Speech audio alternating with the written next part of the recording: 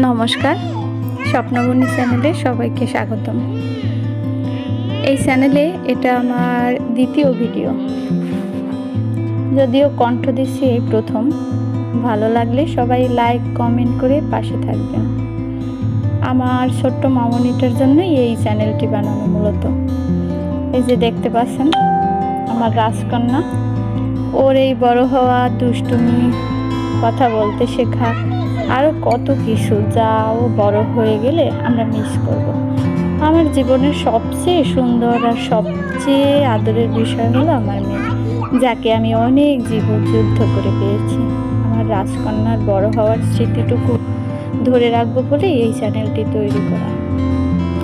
আজ এই পর্যন্তই। সবাই সুস্থ ও ভালো থাকুন। শুভরাত্রি।